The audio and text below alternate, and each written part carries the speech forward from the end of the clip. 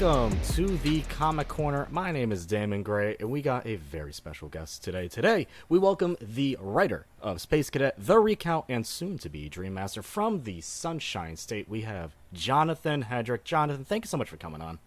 Hi, yeah, thanks for having me. I appreciate it. So, you've written a few books, but I want to know how you've gotten into books, into the comic world. How'd you get into this crazy world of pictures and words and just chaos? Well, I got into it as a reader at an early age through the Ninja Turtles.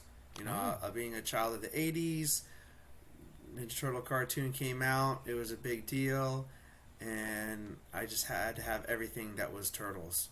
And one day I saw the Ninja Turtle adaptation comic book on the spinner rack.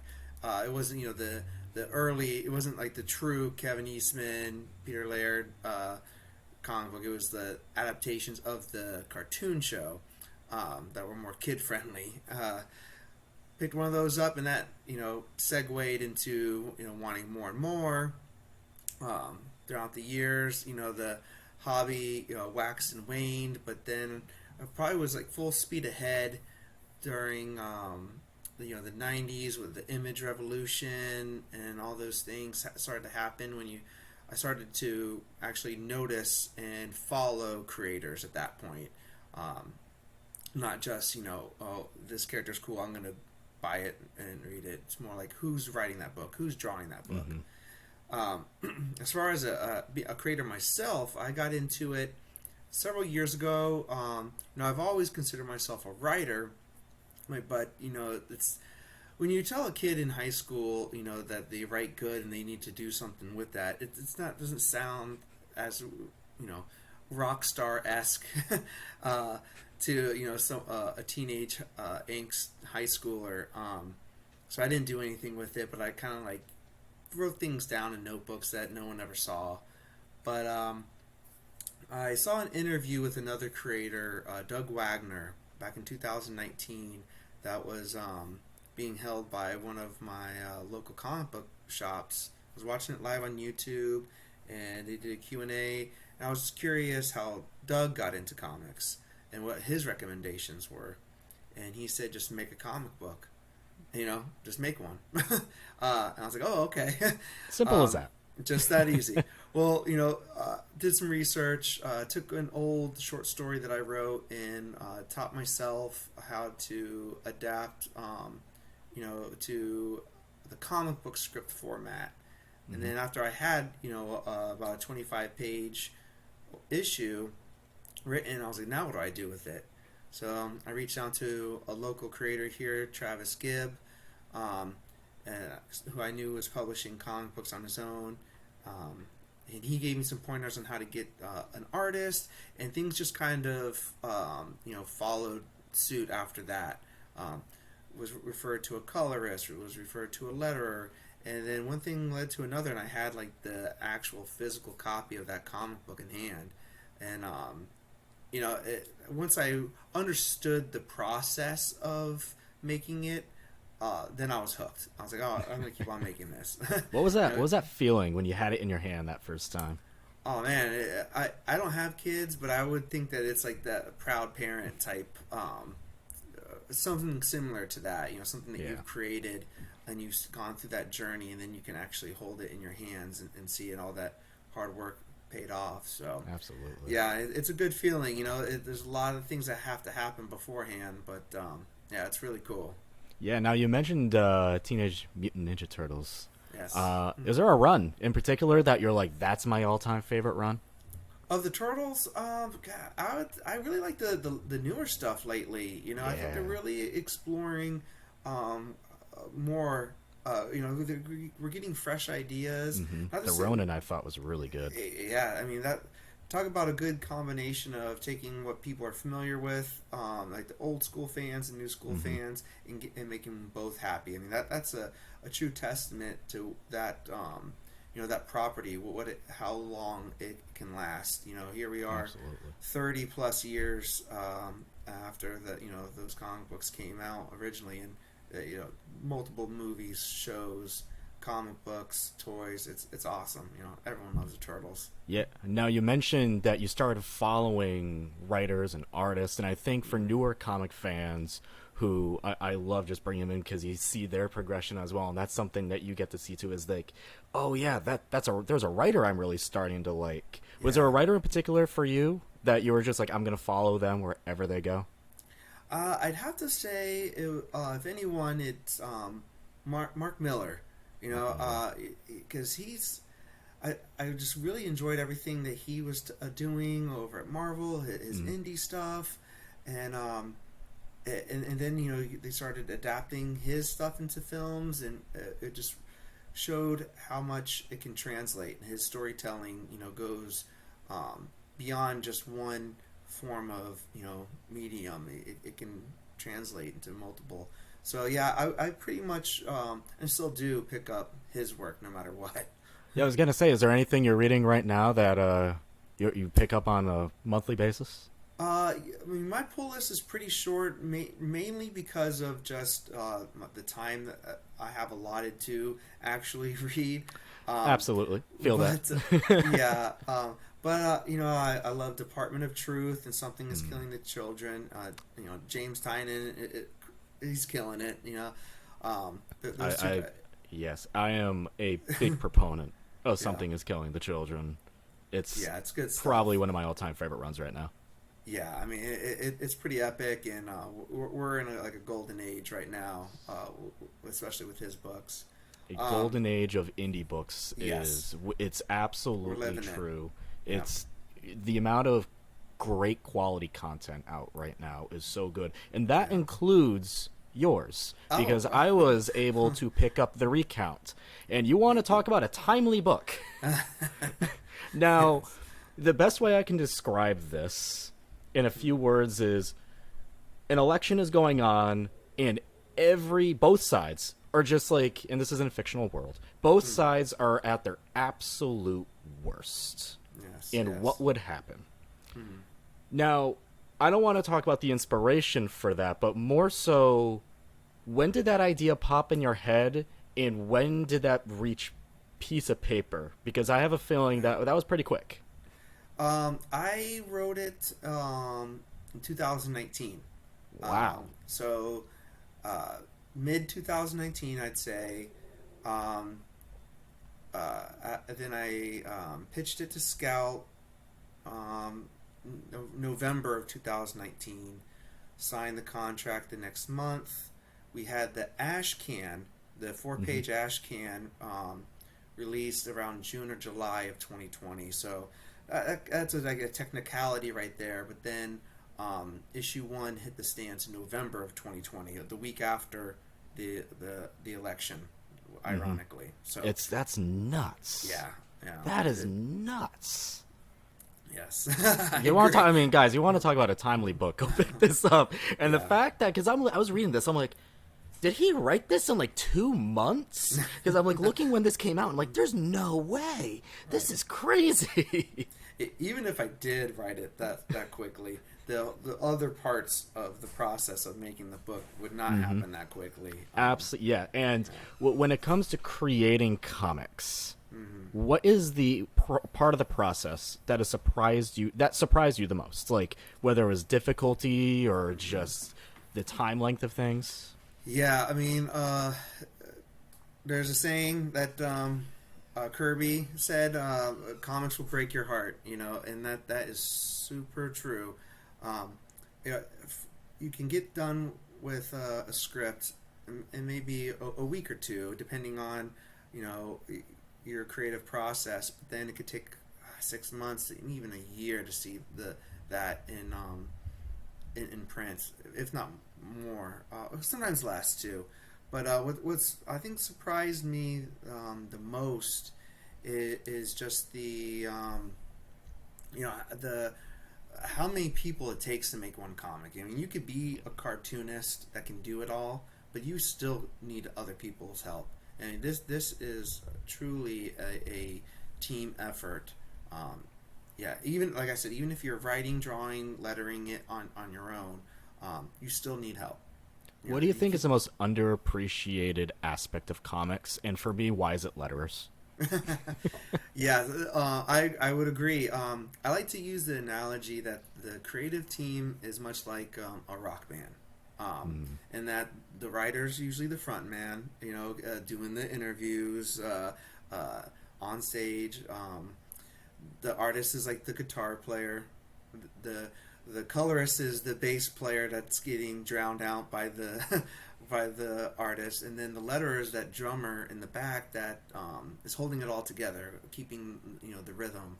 So some people may not like that analogy, but I think it's pretty good. It's better than my chefs in the kitchen one. that one might not be bad either. But yeah, the lettering. People say when lettering is good, you don't notice it. When Mm. it's bad, you notice it. Mm. So yeah, I'm really grateful. I've worked with a lot of great letterers, and I tend to out of everyone that's on the team, I tend to form a stronger relationship with my letterer more than anyone else. Mm. Typically, in most projects. What is the most fun aspect about creating a comic? Because we're getting to nitty, but I want to talk about the fun stuff. Is it Yeah. just creating the world and just letting your mind go crazy? I would say, yeah. I mean, I think the funnest part is in issue one. Issue one's Mm. great. Issue one is you kicking open the door and just being like, all right, I'm full throttle. Let's go on an adventure. Then you start getting down the road and you're like, okay, we need to go somewhere. We need to have a destination. Like, all right, now what? Yeah, exactly. So, yeah, so starting, I'm outlining a new series. I just started last night, and and I needed it. I needed Mm. that high of creativity and that whole feeling of anything can happen right now. And that excitement is really what brings me back to wanting to do more comics every day. So for you, I mean, every writer goes through a writer's block moment. Does it Yeah. help to be like, I'm just gonna maybe create something new for a hot second, I'll go back to it, and then go back? That can be, and it's worked in the past. What I always recommend when people ask me about writer's block is to pick up a comic book and read something. Pivot, go somewhere else, get inspired. So maybe if you're tired of reading a particular genre, or try something new, and just see if that gets a creative juice flowing. But I always recommend filling up those gaps of creativity with more reading. Absolutely. So Dream Master is coming out Yes. soon, and I Hmm. was fortunate enough you let me read the first issue. Holy cow, man! This thing Yeah. is so cool Thank you. visually. It is Yes. stunning. The colors on this Oh yeah. just matched the mood so Right. perfectly. The designs of the characters were good. The storytelling, great. Where was your inspiration for this? So I can't take much credit for inspiration, as it that is not my intellectual property, but it was brought to me by Black Box Comics Okay, to flesh out the story. So I'm nice. hired contracted work for as a writer for Dream Master, but they gave me about a page and a half of synopsis of what they were looking for. We went back and forth, what my ideas were to, build upon this story, and yeah, we agreed on a certain path for this creator, this character, and went from there. So my inspiration from what I was handed was uh, something similar to Stephen King's The Dark Tower. Mm. So we really went into this saying this is a horror book, but we're following a hero, and you don't see that much in horror, especially horror films. Usually, Mm-hmm. horror, the main character is kind of a villain.